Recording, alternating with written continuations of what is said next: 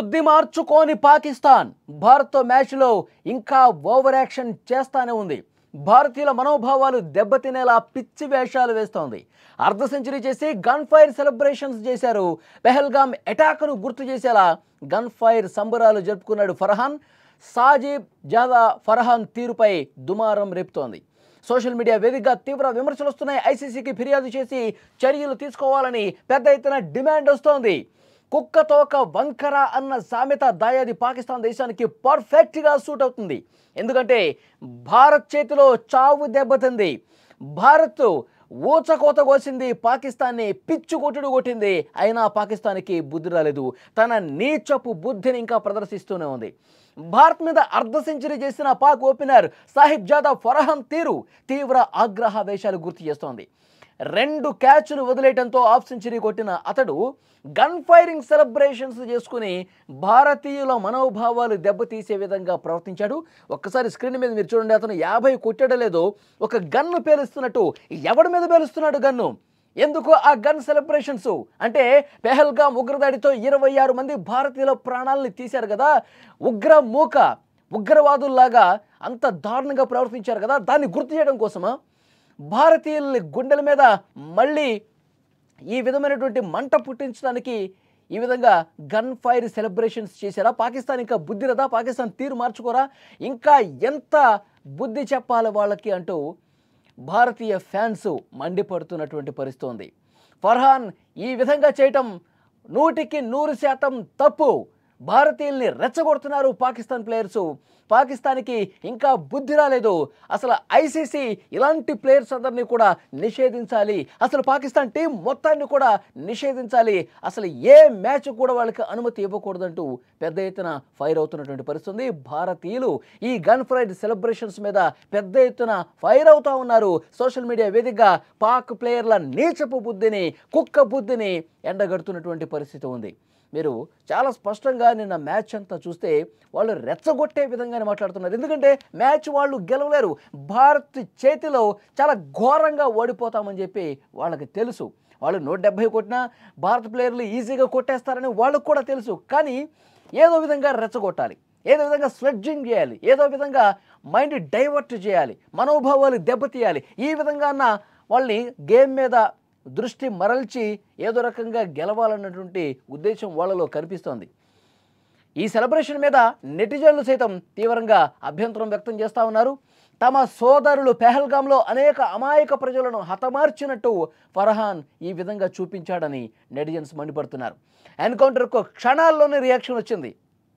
పాక్ 172 పరుగుల లక్ష్యాన్ని చాలా ఈజీగా ఛేదించింది. చేజింగ్లోని మొదటి బంతికే బాణాసంచా పేలుళ్లు ప్రారంభమయ్యాయి. అలా చేజింగ్ స్టార్ట్ అయిందో లేదో అభిషేక్ శర్మ విరుచుకుపడి పాక్ బౌలర్లను ఉతికారేశాడు. గిల్ కూడా దంచి కొట్టడంతో పాక్ మరొకసారి భారత్ చేతిలో ఘోర పరాజయం చూసింది. ఈ మ్యాచ్లో భారత్ విజయం సాధించిన ఇటీవల ఉద్రిక్తతల దృష్ట్యా సాహిబ్ జాదా ఫర్హాన్ ఏదైతే గన్ సెలబ్రేషన్ చేశాడో అది అతిపెద్ద వివాదానికి దారితీసింది. ఇప్పటికే ఐసీసీకి చాలా కంప్లైంట్స్ వెళ్ళాయి. ఐసీసీకి భారత క్రికెట్ ఫ్యాన్స్ వాళ్ళు కామెంట్లు పెడతా ఉన్నారు. ఐసీసీ తప్పకుండా ఇతని మీద చర్యలు తీసుకోవాలి, పాకిస్తాన్ టీం మీద చర్యలు తీసుకోవాలి. ఇష్టం వచ్చినట్టుగా వాళ్ళు బిహేవ్ చేస్తూ ఉన్నారు మైదానంలో. మళ్ళీ మ్యాచ్ ఆడకుండా చర్యలు తీసుకోవాలంటూ పెద్ద ఎత్తున ఫైర్ అవుతున్నటువంటి పరిస్థితి. ఐసీసీనే డిమాండ్ చేస్తున్న పరిస్థితి. మరోవైపు బీసీసీఐ మీద కూడా కొన్ని విమర్శలు వస్తూ ఉన్నాయి. అసలు ఇలాంటి ఫాల్తుగాళ్ళతో మనం మ్యాచ్ ఆడటం ఏంటి? ఇలాంటి పనికిమాలిన మనస్తత్వం ఉన్న వాళ్ళతో మనం క్రికెట్ ఆడటం ఏంటి? పెహల్గామ్ ఉగ్రదాడికి నిరసనగా అసలు పూర్తిగా పాక్తో మ్యాచ్ ఆడకుండా చేయాలి కదా. అసలు మనం వాళ్ళతో ఆడటం ఏంటి? అసలు మనకు వాళ్ళు ప్రత్యర్థులే కాదు. నిన్న కెప్టెన్ సూర్యకుమార్ యాదవ్ కూడా ఒక స్పష్టమైనటువంటి కామెంట్ చేశాడు. దయచేసి పాకిస్తాన్ టీంను మాకు ప్రత్యర్థి అనొద్దు, దయచేసి మీరు అసలు అలాంటివి రాయొద్దు అని చెప్పేసి అన్నాడు. చాలా క్లారిటీగా ఉన్నాడు. మనకి ఏమాత్రం పోటీ కానీ, మనతో ఏమాత్రం సరితోగని, అసలు మనకు అసలు ఎందులో కూడా బౌలింగ్లో కావచ్చు, బ్యాటింగ్లో కావచ్చు, ఫీల్డింగ్లో కావచ్చు, ఎందులో అయినా సరే మనకు అసలు పోటీయే కానీ ఒక టీంతో మనల్ని ప్రత్యర్థి అనొద్దు. అదొక బేవర్స్ టీమ్గా ఆయన అభివర్ణించినటువంటి పరిస్థితి ఉంది. సో డెఫినెట్గా బీసీసీఐ ఇప్పటికైనా చర్యలు ప్రారంభించాలి. ఇలాంటి వీళ్ళు గన్ ఫైర్ సెలబ్రేషన్ చేశాడు కదా, అలాంటి వాళ్ళ మీద చర్యలు తీసుకునే వరకు బీసీసీఐ పోరాటం చేయాలని పెద్ద ఎత్తున డిమాండ్స్ వస్తున్నాయి. ఫర్హాన్ను వదలొద్దు అంటూ కామెంట్లు కూడా పెడతా ఉన్నారు ఫ్యాన్స్. ఐసీసీకి ఫిర్యాదు చేయాలని కోరుతున్నారు. ఇప్పటికే చాలామంది చేసేశారు కూడా.